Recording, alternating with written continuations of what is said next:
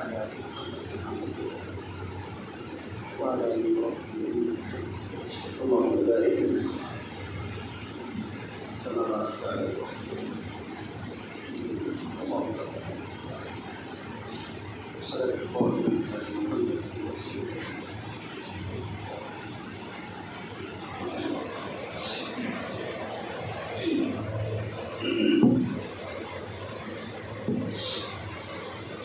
إن الحمد لله نحمده ونستعينه ونستغفره ونعوذ بالله من شرور أنفسنا ومن سيئات أعمالنا. من يهده الله فلا مضل له ومن يضلله فلا هادي له، وأشهد أن لا إله إلا الله وحده لا شريك له، وأشهد أن محمدا عبده ورسوله. يا أيها الذين آمنوا اتقوا الله حق تقاته ولا تموتن إلا وأنتم مسلمون. يا أيها الناس اتقوا ربكم الذي خلقكم من نفس واحدة وخلق منها زوجها وبث منهما رجالا كثيرا ونساء، واتقوا الله الذي تساءلون به والأرحام إن الله كان عليكم رقيبا.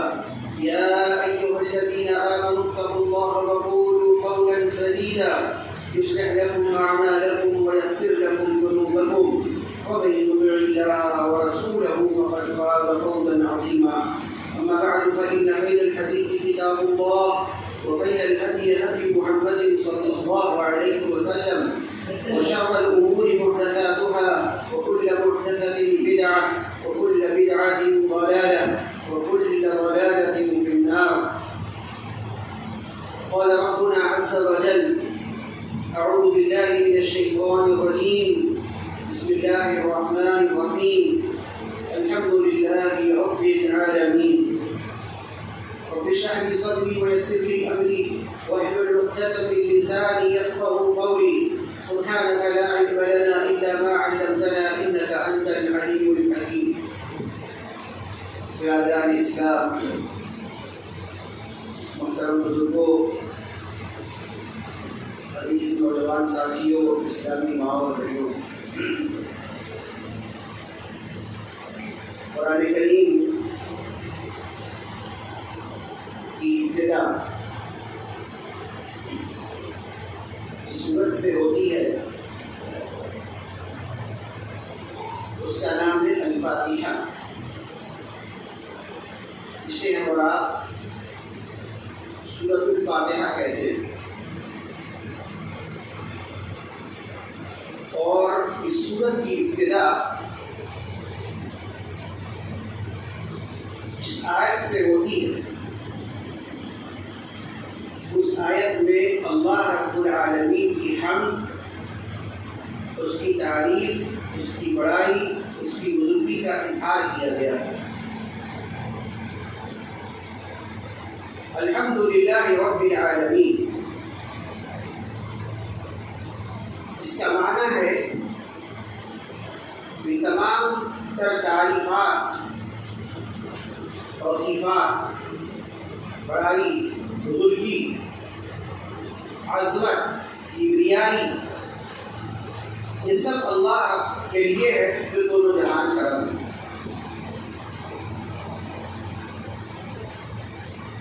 نبی کریم جناب محمد رسول اللہ صلی اللہ علیہ وسلم جب کوئی واعظ و نصیحت کرتے، کوئی پیغام دیتے یا کوئی خطاب کرتے، اس موقع پر بھی اللہ کے نبی صلی اللہ علیہ وسلم سب سے پہلے اللہ کی حمد بیان کرتے. ہر بات سے پہلے اللہ کی حمد، اللہ کی تعریف، اللہ کی بزرگی کا اظہار. چنانچہ ہم خطبہ مسنونہ کو دیکھیں، جسے ابھی میں نے پڑھا خطبے میں اور ہمیشہ پڑھتے ہیں، اور جو خطبہ ہوتے ہیں اسے وہ بھی کسی کو پڑھا کرتے ہیں. اس کے اندر بھی ابتدائی کلمات میں سے یہی ہے کہ الحمد للہ یا الحمد للہ، اللہ رب العالمین کے لیے حمد ہے، اللہ کی تعریف ہے، اللہ کی بڑائی. اسی طریقے سے جب ہم خطبہ نکاح کو دیکھتے ہیں نکاح کے موقع پر جو خطبہ پڑھا جاتا ہے، یہ خطبہ دراصل زمانے جاہلیت میں بھی تھا۔ زمانے جاہلیت میں اہل عرب کے یہاں جب کوئی نکاح ہوتا، لوگ رشتے ازدواج میں بنتے، تو اس ایجاب اور قبول سے پہلے اہل عرب بھی کچھ بات نصیحت کرتے تھے، کچھ خطبہ بیان کرتے تھے، اس محفل میں کچھ باتیں رکھتے تھے، کچھ خطاب کرتے تھے اہل عرب بھی۔ لیکن وہ اہل عرب اس موقع پر، اس نکاح کے موقع پر جو خطاب کرتے تھے یا جو پیغام یا بات و نصیحت کرتے تھے، اس خطبے کے اندر اہل عرب اپنے خاندان کی عظمت، اپنے خاندان کی شرافت، اپنے خاندان کی بزرگی کا اظہار کرتے تھے، اپنے قبیلے کی بڑائی کا اظہار کرتے تھے، اپنے باپ دادا کی بڑائی کا اظہار کرتے تھے۔ اسلام آیا، رسول اکرم صلی اللہ علیہ وسلم کی بعثت ہوئی، اللہ کے نبی صلی اللہ علیہ وسلم نے نکاح کے موقع پر خطبے کو باقی رکھا۔ جو خطبہ زمانہ جاہلیت میں پڑھا جاتا تھا، اہل عرب پڑھا کرتے تھے، خطبے کا رواج باقی رکھا، انداز بدل دیا محمد رسول اللہ صلی اللہ علیہ وسلم نے۔ جہاں اہل عرب اپنے باپ دادا کی عظمت کا اظہار کرتے تھے، نبی اکرم صلی اللہ علیہ وسلم نکاح کے خطبے میں سب سے پہلے اللہ کی حمد بیان کرتے تھے۔ ان الحمد للہ نحمده ونستعینه ونستغفره، وہ پورا خطبہ پڑھا کرتے تھے، اس میں اللہ رب العالمین کی حمد، اس کی تعریف، اس کی بڑائی اور اس کی بزرگی کا اظہار ہوتا ہے۔ عام طور پر ہم اور آپ اس سورت سے واقف ہیں، اور یہ سورہ الحمدللہ ہم میں سے ہر ایک کو یہ سورہ یاد ہوگا، سورۃ الفاتحہ، اور اس سورے کو ہر نماز میں پڑھتے ہیں، ہر نماز میں ہم پڑھتے ہیں، ہر رکعت میں پڑھتے ہیں، الحمدللہ رب العالمین الرحمن الرحیم۔ کبھی ہم نے غور کیا یہ الحمدللہ رب العالمین جو ہم کہہ رہے ہیں، یا الحمدللہ جو ہم کہتے ہیں، یہ کیوں کہتے ہیں؟ اس کا معنی کیا ہے؟ اس کا مفہوم کیا ہے؟ اس الحمدللہ کے کہنے کی وجہ کیا ہے؟ ہم کو اس کو معلوم ہونا چاہیے۔ الحمدللہ اس کا معنی ہوتا ہے کہ ہر قسم کی تعریفات کی جو بھی شکل ہو سکتی ہے، توصیفات، بڑائی، بزرگی، عظمت، کبریائی، یہ سب کا سب صرف اور صرف اللہ رب العالمین کے لیے۔ یہاں اصل لفظ حمد ہے، حامین اور لام، لیکن اس میں جب الف اور لام کا اضافہ ہوا تو استغراق میں آ جاتا ہے، یعنی کہ حمد کی جو بھی شکلیں ہو سکتی ہیں وہ سب اللہ رب العالمین کے لیے۔ اسی لیے ہم کہتے ہیں الحمدللہ، کہ تمام تر تعریفات، تمام تر توصیفات، تمام تر بڑائیاں، تمام تر خوبیاں، تمام عظمت، تمام کبریائی صرف اور صرف اللہ رب العالمین کے لیے۔ یہ الحمدللہ جب ہم کہتے ہیں زبان سے، تو اگر ہم اللہ رب العالمین کی عظمت کو جانیں گے اور اللہ رب العالمین کی صحیح معرفت اگر ہمارے دلوں کے اندر موجود ہوگی، اس کے بعد اگر ہم الحمدللہ کہیں گے، اس کا ایک الگ فیلنگ ہوگی آپ کے اندر، اور بغیر جانے بغیر سمجھے اگر آپ الحمدللہ زبان سے کہتے ہیں، بس ایک معمولات کے مطابق ایک کلمہ ہے، زبان پر آ گیا، ہم نے کہہ دیا، لیکن اس فیلنگ کے ساتھ، اس جذبات کے ساتھ آپ الحمدللہ اس وقت کہیں گے جب اللہ رب العالمین کی صحیح معرفت آپ کے دلوں کے اندر ہوگی، اللہ رب العالمین کو پہچانتے ہوں گے، آپ اللہ رب العالمین کے مقام اور مرتبہ سے واقف ہوں گے، اس وقت آپ الحمدللہ اپنی زبان سے جو نکالیں گے اس کی ایک الگ کیفیت ہوگی۔ الحمدللہ تمام تعریفیں اللہ کے لیے۔ کیوں اللہ کے لیے تعریف ہے؟ اللہ رب العالمین کے لیے تعریفات اس لیے ہے کہ اللہ رب العالمین نے ہمیں اور آپ کو انواع اور اقسام کی نعمتوں سے نوازا ہے۔ اللہ رب العالمین نے ہمیں اور آپ کو انواع اور اقسام کی نعمتوں سے نوازا ہے۔ اتنی نعمتیں ہیں کہ ہم اللہ رب العالمین کی نعمتوں کو شمار نہیں کر سکتے، اتنی نعمتیں اللہ رب العالمین نے دی ہے۔ اس کائنات کے اندر پھیلی ہوئی بے شمار نعمتیں اللہ رب العالمین کی ہیں. انسان حیران ہو، انسان پریشان ہو جائے اگر اللہ رب العالمین کو اللہ رب العالمین کی نعمتوں کو غور کرنا شروع کر دے.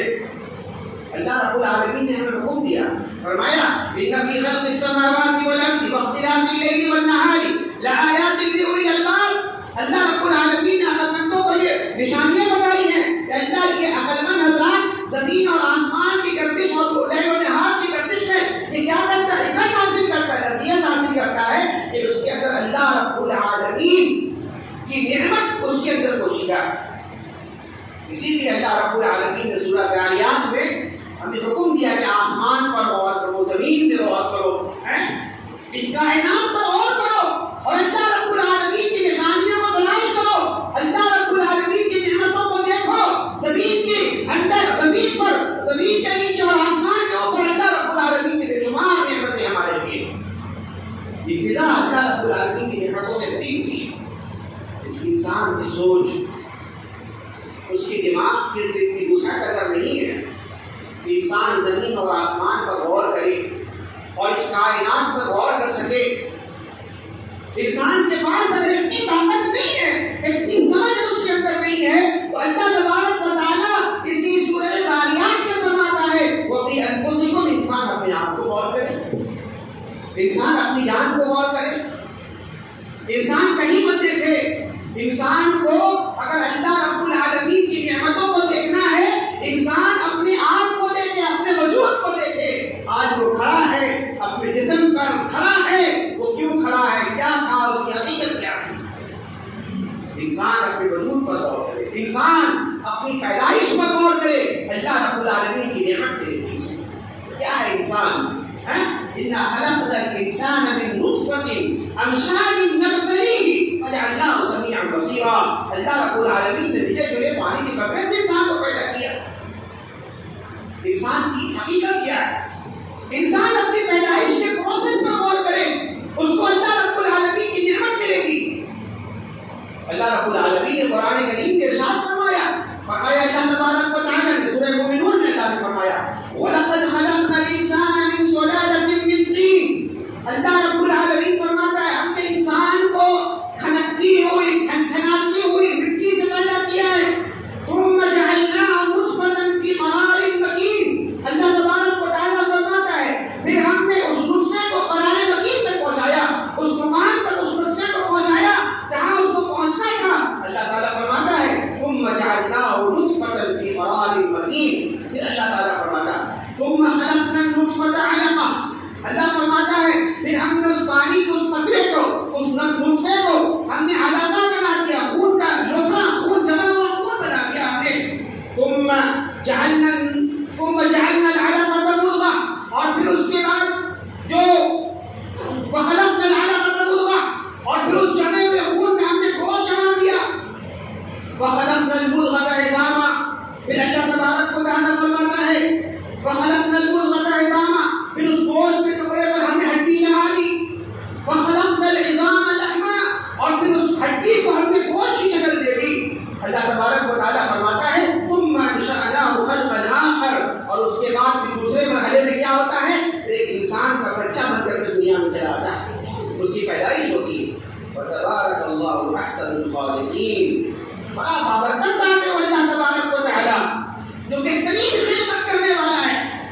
انسان اپنی اس پیدائش پر غور کرے، اس پروسیس پر غور کرے کہ وہ جب پانی کا قطرہ تھا، پانی کے قطرے سے وہ خون جمے ہوئے خون کی شکل میں آ گیا، اس کے بعد وہ لوٹا بن گیا، اس کے بعد ہڈی چڑھا دی گئی، اس کے بعد گوشت چڑھا دیا گیا، اس کے بعد پھر دنیا میں آ گیا. اللہ تبارک و تعالیٰ نے اس پوری کاریگری میں، اس پوری خلقت میں، اس پوری تخلیق میں کس کو ساتھ لیا؟ کسی کا ساتھ لیا؟ کسی فرشتے کو ساتھ لیا؟ کسی اور مخلوق کا ساتھ لیا؟ وہ اللہ تبارک و تعالیٰ اکیلا خلقت کرنے والا ہے، وہ خالق ہے، الخالق ہے، وہ اللہ رب العالمین. اسی لیے ہم کہتے ہیں اللہ رب العالمین کی اس نعمت پر غور کرنے کے بعد ہم کہتے ہیں یہ ضابطہ ہماری زبان سے نکلتی ہے الحمدللہ. یہ ساری تعریف اللہ کے لیے ہے، تمام تعریفات اللہ رب العالمین ہے. انسان اس دنیا میں آ گیا، ابھی بھی اس کے انعامات کا سلسلہ ختم نہیں ہوا. پھر زمین میں آنے کے بعد ایک انسانی شکل دے دینے کے بعد اللہ نے اس کو چھوڑ نہیں دیا. جب وہ ماں کے پیٹ کے اندر تھا جتنی ہڈیاں تھیں وہ ساری ہڈیاں پڑیاں کی شکل میں تھی. لیکن جب دنیا میں آیا اب وہ ہڈی مضبوط ہو رہی ہے, آہستہ آہستہ ہڈی مضبوط ہو رہی ہے, جس میں کے اندر 200 سے زائد ہڈیاں ہیں. اللہ اکبر. اللہ کی نعمت کو غور کرو. اللہ کی تعریف اگر اپنی زبان سے نکالنا ہے, الحمدللہ کہنا ہے, تو اللہ کی صحیح معرفت حاصل کرو کہ وہ اللہ رب العالمین ہے کون. اللہ تعالیٰ نے انسان کے جسم کے اندر 200 سے زائد ہڈیاں دی ہیں. اتنی مضبوط ہڈیاں ہیں کہ انسان اپنی ہڈی کی مضبوطی کی بنا پر وہ توانا اور تندرست کھڑا رہتا ہے, اس کا جسم مضبوط ہوتا ہے. اور ہڈیوں کو اللہ رب العالمین نے اتنے بہترین انداز کو اس کو سجایا ہے, وہ اس انسان کو کھڑا رکھتا ہے, قائم رکھتا ہے ہڈیاں اس کو. اللہ رب العالمین کی نعمت. اللہ رب العالمین نے اعضاء بنائے, اور ہم جانتے ہیں کہ اللہ رب العالمین نے جو اعضاء ہمارے جسم کے اندر بنائے, جو پارٹس بنائے ہیں, اس پارٹس آف باڈیز میں بہت سارے پارٹس ایسے ہیں جو بہت حساس ہیں, بہت نازک ہے, بہت اہم ہے, جس کی وجہ سے انسان سلامت رہتا ہے. کیا خیال ہے دماغ کے لیے آپ کا؟ دماغ کیا کوئی معمولی ہے؟ اس کی اپنی حیثیت ہے. دماغ کی اپنی حیثیت سے بہت ہی حساس حصہ ہے انسان کے جسم کا. اللہ رب العالمین نے اس دماغ کو حفاظت کے لیے, اس کو محفوظ رکھنے کے لیے اللہ رب العالمین نے ہڈیوں کی بہترین لیول کو اللہ رب العالمین نے دے دی, جو اس دماغ کو مضبوط رکھتا ہے, محفوظ رکھتا ہے. کوئی معمولی جھٹکا بھی اس کو کہنا, اچھے سے اچھا جھٹکا بھی اس کے دماغ کو خراب نہیں کر سکتا, انجوائے نہیں کر سکتا ہے. اللہ رب العالمین نے اس دماغ کو اتنے محفوظ طریقے سے ہڈیوں کے ذریعے سے اس کو محفوظ کر دیا. اللہ رب العالمین دماغ کو محفوظ کیا, آنکھوں کو اللہ رب العالمین نے محفوظ کیا. اللہ اکبر. آپ اندازہ لگا لیں انسانی جسم کے اندر آنکھ کی کتنی اہمیت انسانی جسم کے اندر ہے. انسان کی آنکھ خراب ہو جائے نا, اور اس انسان سے پوچھو جس کی آنکھیں دنیا میں تھی اور معمولی وقت کے لیے آنکھیں خراب اگر ہو جائے, دیکھنا بند اس کا ہو جائے, کس قدر کرسی کے عالم میں مبتلا ہو جاتا ہے انسان. اللہ رب العالمین نے اس آنکھ کی حفاظت کے لیے یہ جو ہم پلک دیکھتے ہیں, یہ پلک بال کی شکل میں جو ہے, یہ پلک اللہ رب العالمین نے آنکھوں کی حفاظت کے لیے دی ہے. معمولی سے کچھ چھٹا ہوتا آنکھیں میں, وہ پلک پہلے بند ہو جاتا ہے تو آپ کی آنکھوں کو نقصان نہ پہنچے. ان تمام پروسیس کو انسان اپنے وجود کو دیکھنے کے بعد بے ساختہ زبان سے نکالے گا الحمدللہ. یہ تمام کی تمام تعریفیں اللہ رب العالمین کے لیے. میرے بھائیوں, اللہ رب العالمین نے انسان کو وجود بخشا, اس کو بہترین طریقے سے اس کی اعضاء کو بنائے, اور اس کی اعضاء کو بنانے کے لیے بہترین انتظام کیا, اور اس کو سلامت رکھنے کا بہترین طریقہ اللہ رب العالمین نے اختیار کیا. اسی طریقے سے انسان دنیا میں آیا ہے, اللہ رب العالمین نے ساری نعمتیں اس کو دی ہیں, اور اللہ رب العالمین کی جانب سے ملنے والی نعمتوں میں سے ایک نعمت کیا ہے؟ صحت کا ہونا, تندرستی کا ہونا. یہ بھی عظیم نعمت ہے. اور صحیح بخاری کی روایت ہے, نبی کریم صلی اللہ علیہ وسلم نے ارشاد فرمایا ہے, نعمتان مقبول فیہما کثیر من الناس. یہ دو نعمتیں ایسی ہیں جس سے لوگ بہت معمولی, یعنی کہ بہت زیادہ اس پر توجہ نہیں دیتا انسان. انسان ان دو نعمتوں کے تعلق سے بڑا لاپرواہ ثابت ہوتا ہے. حالانکہ دو بڑی نعمتیں انسان کو اللہ رب العالمین نے دی ہے. فرمایا اللہ کے رسول صلی اللہ علیہ وسلم نے الصحت والفراغ, ایک صحت کی دولت ہے, تندرستی کی دولت ہے. آدمی اچھا ہو, آدمی صحت مند ہو, آدمی بیماری سے پاک ہو, اور بیماری سے پاک ہونا یہ بڑی نعمت ہے. نبی کریم صلی اللہ علیہ وسلم نے ارشاد فرمایا, صحیح غنیمت ترمذی کی روایت ہے یہ, اور صحیح روایت ہے, اللہ کے رسول صلی اللہ علیہ وسلم فرماتے ہیں کہ اس انسان نے دنیا کو اپنی مٹھی میں کر لی. اللہ اکبر. حدیث کا یہ مفہوم ہے, وہ انسان, اس انسان نے دنیا کو اپنی مٹھی میں کر لی. اور انسان, وہ انسان جو صبح کو اٹھتا ہے, صبح بستر سے اٹھا, اس حالت میں اٹھا اس کا جسم اچھا ہے. آج صبح جب اس نے کی نا, کوئی بیماری اس کو نہیں ہے, بستر سے اٹھتے چھینک نہیں آ رہی, سردی نہیں ہو رہی اس کو,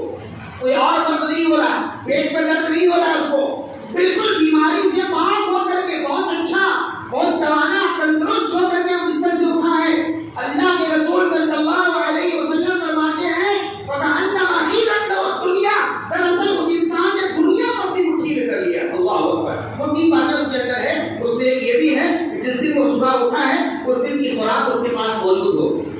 جس دن وہ صبح کر رہا ہے اس دن کی خوراک اس کے پاس آج کے دن کا کھانا اس کے گھر میں موجود ہو. حدیث کا حصہ ہے. بہرحال اس طرف نہیں آ رہا ہوں. صحت کے تعلق سے باتیں ہو رہی ہیں کہ اللہ کے رسول صلی اللہ علیہ وسلم نے صحت کو بہترین نعمت قرار دیا. اللہ رب العالمین کی جانب سے ملنے والی نعمتوں میں سے ایک بڑی نعمت صحت ہے. لہذا صحت کے تعلق سے فکرمند ہونا چاہیے ہمیں. اللہ رب العالمین نے صحت کو بہترین رکھنے کے لیے بہترین انتظام کیے. یہ ہماری غلطی ہے, ہم صحت کو برباد کر رہے ہیں. اپنے آنکھوں کو رات پر موبائل میں جان کر کے دیکھ کر کے آنکھوں کی روشنی کو برباد کر رہے ہیں. دل اللہ رب العالمین نے اس کی حفاظت کے لیے کتنی ذمہ داری لی ہے.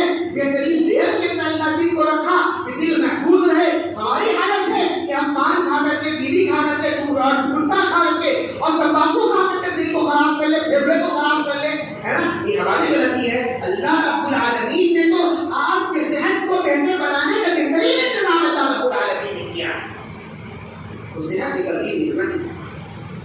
انسان غور کرے, صحت کے معمولی سے نکلنے پر, صحت کا معمولی سے صحت بگڑ جائے, آدمی بالکل اچھا ہے, بالکل ٹھیک ہے, درست ہے, اچانک سے پیٹ میں خرابی ہو گئی اس کی, ہے نا, لوز موشن شروع ہو گیا اس کو. اب اس کو دیکھیے, اس کی حالت دیکھیے, کسی سے اچھے طریقے سے بات کرنے کو تیار نہیں ہوتا ہے. اس کی زبان خراب ہو جاتی ہے, منہ کا سانپا بدل جاتا ہے, کچھ اچھی نہیں لگ رہی, کوئی اسے اچھا نہیں لگ رہا.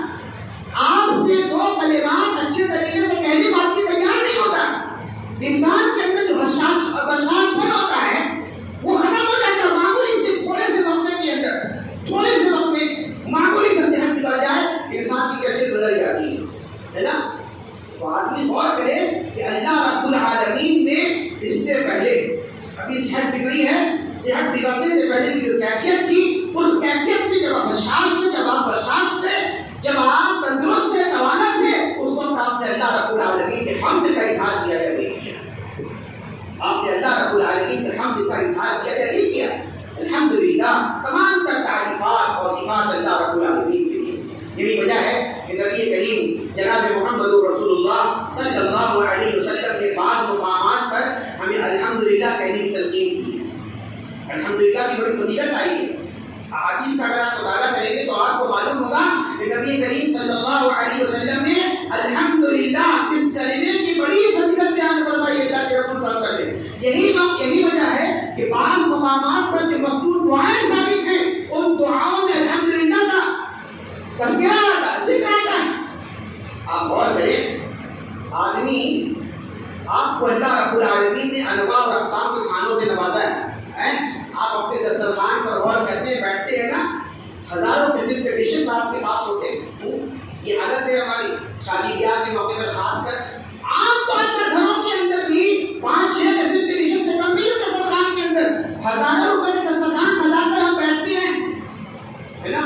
کبھی آپ نے غور کیا ہے کہ آپ کے ملک کے اندر, آپ کے شہر میں, آپ کے علاقے میں آپ جا کر کے دیکھیں, فٹ پاتھ پر لوگ بیٹھے ہوئے ہیں 2 وقت کی روٹی کے انتظار میں, راہگیر کی ٹھوکریں کھا رہے ہیں, آنے جانے والے لوگوں کی قدموں سے ٹھوکر کھانا ہے وہ, لیکن اسی فٹ پاتھ پر بیٹھا ہوا ہے کہ 2 وقت کی روٹی اس کو نصیب ہو جائے. نصیب نہیں ہے اس کو. اللہ رب العالمین نے آپ کو نعمتوں بھرے دسترخوان عطا فرمایا. اللہ رب العالمین نے اس دسترخوان سے اٹھنے کے بعد ایک بار بھی آپ نے الحمدللہ کہنا گوارا کیا؟ جتنے لوگ اٹھتے کے آتے بیٹھتے کھائے پیے ہوئے, کبھی اللہ کی تعریف کی. نبی کریم جناب محمد رسول اللہ صلی اللہ علیہ وسلم نے دعائیں سکھلائی کہ کھانا سے فارغ ہو جاؤ, پانی پی لو, پانی کا قطرہ, پانی کا ایک قطرہ, اس گرمی کے موسم میں پانی کے چند قطرے اگر آپ کے حلق کے اتر جائے نا تو آپ کہیں الحمدللہ کہیں, ساری تعریف اللہ کی. ایک وہ یہ کہ اللہ رب العالمین نعمت آپ کو عطا فرمائی, یہ نعمت عطا فرمائی ہے, انواع اور اقسام کے کھانوں سے نوازا آپ کو اللہ رب العالمین نے.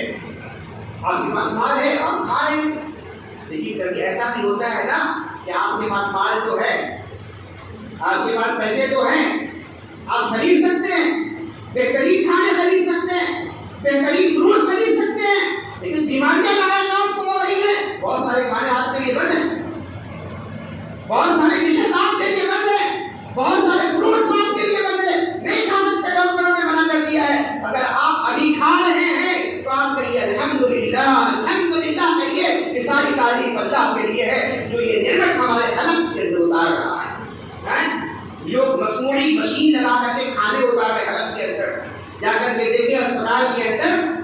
مصنوعی مشین کے ذریعے سے ان کے جسموں کے اندر کھانا اتارا جا رہا ہے، ان کے جسموں کے اندر پانی اتارا جا رہا ہے. یہ اللہ رب العالمین کی کتنی نعمت ہے کہ آپ اپنے ہاتھوں سے بیٹھ کر دیوانے کو کھا رہے ہیں، اپنے ہاتھ سے پانی کا گلاس لے کر پی رہے ہیں اور وہ پانی آپ کے حلق کے اندر اتر رہا ہے. آپ کہیے الحمدللہ. یہ ساری تعریف اللہ رب العالمین کے لیے.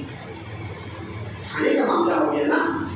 کھانے کے بعد انسان پیٹ کے اندر اناج گیا، غذا جانے کے بعد اب اس کو رفع حاجت کی ضروریات پیش آتی ہے، پیشاب اور پخانہ کا مسئلہ پیش آتا ہے. اسے انسان پوچھتے جاتا ہے. انسان آزاد ہے، اس کے اندر وہ صلاحیت ہے، وہ صحت مند ہے، تندرست ہے. یہ پیشاب اور پخانے کا مرحلہ وہ آسانی سے گزار رہا ہے نا. اور میں جا کر کے دیکھیے اسپتال کے اندر مصنوعی آلات کے ذریعے سے پیشاب نکالے جا رہے ہیں. ایک بادشاہ کا واقعہ ہے، اسی کتاب میں پڑھی تھی میں نے. اس بادشاہ کو پیشاب کا مسئلہ پیش آ گیا. اس کا پیشاب نہیں اتر رہا، پریشان ہے. ڈاکٹروں کو، حکیموں کو، طبیبوں کو بلا دیا. ہر کوئی اس کو کوشش کر رہا ہے پیشاب اتر جائے اس کی. اس نے کہا جو کوئی میرے پیشاب کو میرے جسم سے نکال دے میں اس کو آدھی سلطنت دینے کو تیار ہوں. اللہ اکبر. پیشاب کا قطرہ اگر آپ کے جسم سے نکلنا بند ہو جائے، آپ اندازہ لگائیے، سوچیے آپ کی کیفیت کیا ہوگی. پخانہ آپ کے جسم سے نکلنا بند ہو جائے، سوچیے آپ کی کیفیت کیا ہوگی. اللہ رب العالمین نے صحت دی ہے، بڑی آسانی کے ساتھ یہ مراحل گزر رہے ہیں. نبی کریم جناب محمد رسول اللہ صلی اللہ علیہ وسلم کی تلقین ہے. اس موقع پر الحمدللہ سبق کے اندر اختلاف ہے، اور یہ دعا ہے کہ پیشاب اور پخانہ سے فارغ ہونے کے بعد یہ دعا ہم پڑھیں. الحمدللہ الذی اذهب عنی الاذى وعافانی. ساری تعریف اللہ کے لیے. الحمدللہ ساری تعریف اللہ کے لیے ہے. الذی اذهب عنی الاذى، جس نے میرے پیٹ سے، میرے جسم کے اندر سے میری زندگی کو باہر نکالا. وعافانی، مجھے عافیت عطا فرمائی. انسان ریلیکس فیل کرتا ہے، انسان کو سکون فیل کرتا ہے، محسوس کرتا ہے کہ وہ پیشاب اور پیخانے سے فارغ ہو جاتا ہے. اس موقع پر کیا ہمیں الحمدللہ وہ کہنا چاہیے. انسان رات کو سوتا ہے، نیند کی حالت جانتے ہیں. کہا جاتا ہے عربی زبان میں النوم موت اصغر. یہ نیند جو ہے نا یہ چھوٹی موت ہے. والموت نوم اکبر، اور موت بڑی نیند ہے. انسان سو جاتا ہے تو سو جاتا ہے، اس کو کوئی خبر بھی اس کو نہیں ہے. اس کو کوئی خبر نہیں ہے کیا ہو رہا ہے، نہیں ہو رہا، کون سے رہنے میں آیا، کون موبائل اٹھایا، کون چابی اٹھایا، اس کو کوئی احساس نہیں ہے. کچھ فکر اس کو نہیں ہے. انسان سویا ہوا ہے، وہ موت کے آغوش میں چلا جاتا ہے. نبی کریم جناب محمد رسول اللہ صلی اللہ علیہ وسلم دعا سکھلائی. صبح اٹھو، بیدار ہو، بتاؤ الحمدللہ الذی احیانا بعد ما اماتنا والیہ النشور. اللہ رب العالمین کی تعریف بیان کرو جس نے تم کو زندہ کیا دوبارہ اپنی موت کے بعد، اور لوٹ کر کے وہی جانا. میرے بھائیوں، ان لمحات پر، ان مقامات پر آپ کو الحمدللہ کا ذکر آپ کو زبان سے نکلنی چاہیے. یہ تعلیم ہے جناب محمد رسول اللہ صلی اللہ علیہ وسلم کی. تو الحمدللہ کا معنی کیا ہے؟ تمام تر تعریفات، تمام تر توصیفات، تمام خوبیاں، تمام کمالات صرف اللہ رب العالمین کے لیے. اب آپ غور کریں گے اس کے بالمقابل خالق کی تعریف ہے نا. خالق کے مقابلے میں، خالق کے بعد مخلوقات کی بھی تعریف آتی ہے. لوگ آپ اللہ رب العالمین کی مخلوقات کو دیکھیں گے تو اللہ رب العالمین کی مخلوقات میں سے بہت ساری مخلوق ایسی ہے بہت اٹریکٹیو ہے. انسان اس پر کھینچا چلا جائے. آپ دیکھیں، جھرنے کو دیکھیں، آبشار کو دیکھیں، سمندر کو دیکھیں، پہاڑوں کو دیکھیں. بہت دور جانے کی ضرورت ہے. گلاب کے پھول کو دیکھے جا کر کے کیا اس کی خوبصورتی ہے، کیا رنگت ہے، کیا خوشبو ہے نا. یہ ہر ایک شے انسان کو اپنے طرف کھینچ رہی ہے، اپنی خوبصورتی کا احساس دلا رہی ہے. لیکن اب انسان اس کی خوبصورتی کی تعریف تو کرتے ہیں، گلاب کے پھول کی خوشبو کی تعریف تو کرتے ہیں، اس کے رنگ کی، اس کے روغن کی تعریف تو کرتے ہیں، پہاڑوں کے، سمندروں کی اور بہترین خوشنما مقامات کی تعریف تو کرتے ہیں. لیکن وہ تعریف دراصل اللہ رب العالمین کی تعریف ہے جو اس کو وجود بخشا ہے، جو اس کو چلا رہا ہے، جو خوشبو دے رہا ہے، جو اس کو رنگ دے رہا ہے. یہ مخلوق کی تعریف خالق کی تعریف ہے. اور دوسری بات، مخلوقات کے اندر جو خوبیاں ہیں نا مخلوقات کے اندر جو خوبیاں ہیں وہ فانی ہیں. مخلوقات کے اندر جو خوبیاں ہیں وہ فانی ہیں. خالق کی جو خوبی والا فانی ہے.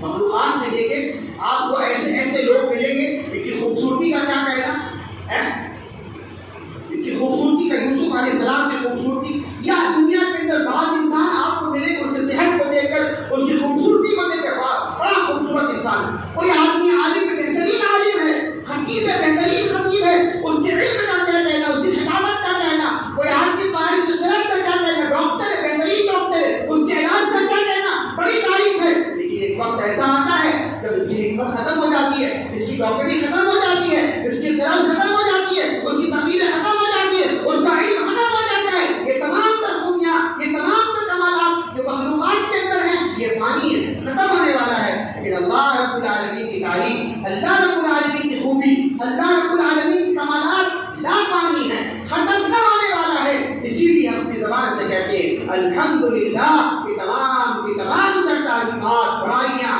خوبیاں، کمالات، عظمت، کبریائی، یہ سب صرف اور صرف اللہ رب العالمین کے لیے ہے. بندوں کو چاہیے کہ بندہ ہر وقت ہر لمحہ اللہ رب العالمین کی قدرت کا اعتراف کرے اور اللہ رب العالمین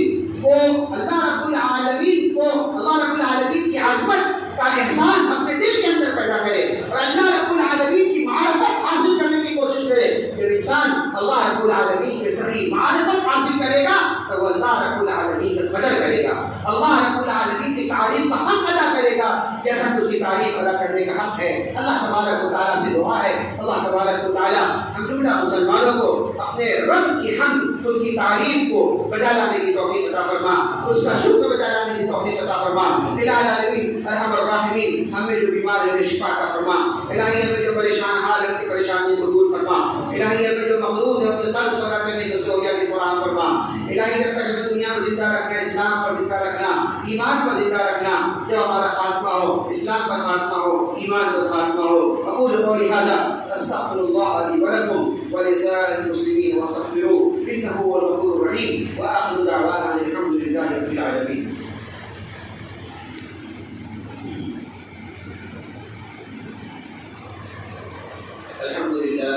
الحمد لله الذي لم يتخذ ولدا ولم يكن له شريك في الملك ولم يكن له ولي من الذل وكبره تكبيرا.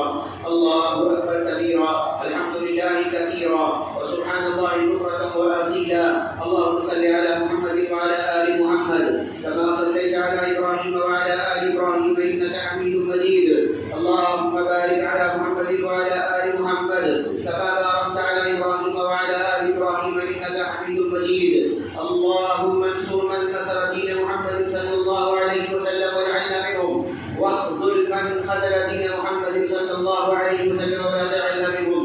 ربنا لا تجعلنا فتنة للقوم الظالمين ونجنا برحمتك من القوم الكافرين.